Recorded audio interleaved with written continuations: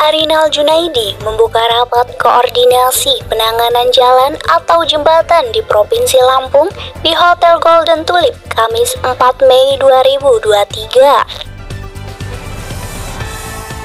Gubernur Arinal mengungkapkan pembangunan infrastruktur jalan merupakan salah satu program prioritas pemerintah Provinsi Lampung pada RPJMD Provinsi Lampung 2019 sampai 2024. Misi keempat mengamanatkan untuk mengembangkan infrastruktur guna meningkatkan efisiensi produksi dan konektivitas wilayah.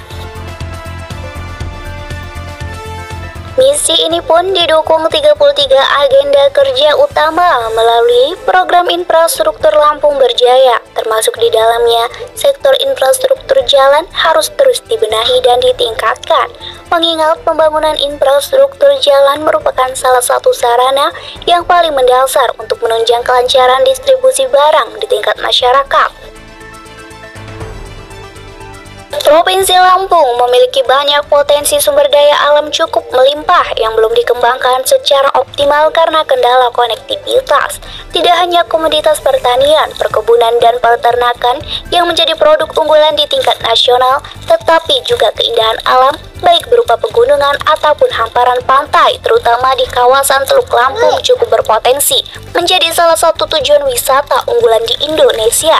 Untuk itu, perlu didukung dengan sarana prasarana jalan yang memadai. Di Provinsi Lampung telah terbangun Jalan Tol Trans Sumatera JTTS Tres Bakauheni Terbanggi Besar Pematang Penggang sepanjang 252 km dengan 15 exit tol. Gubernur mengatakan hal tersebut merupakan peluang value capture yang harus ditangkap untuk memaksimalkan potensi di seluruh sektor pembangunan, sehingga konektivitas antar wilayah yang memiliki potensi ekonomi dan pengembangan wilayah dapat terintegrasi dengan jalan tol.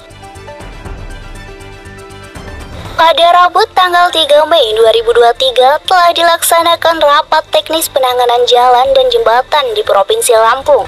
Rapat ini dihadiri oleh unsur Bapeda, BPKAD, dan Bina Marga seprovinsi Lampung, di mana telah dirumuskan mengenai strategi penanganan dan pengelolaan jalan di Provinsi Lampung. Kita menyadari bahwa kemampuan fiskal daerah sebagai instrumen pembangunan juga terbatas. Kebutuhan pendanaan pembangunan yang terus meningkat perlu diimbangi dengan kemandirian fiskal daerah, serta mendorong peran swasta dalam pembangunan, kata Gubernur.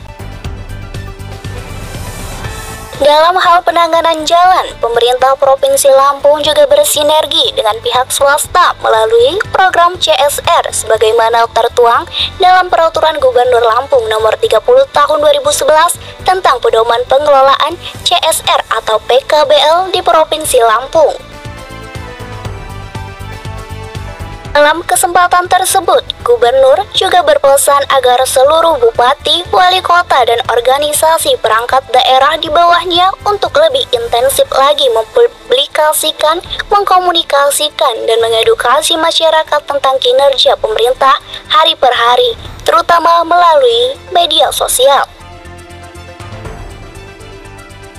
Jangan sampai kinerja kita yang baik, prestasi yang telah banyak kita capai tidak tersampaikan kepada publik, dan capaian kinerja yang kita raih dengan perjuangan serta merta hilang hanya karena informasi viral yang tidak jelas kebenarannya.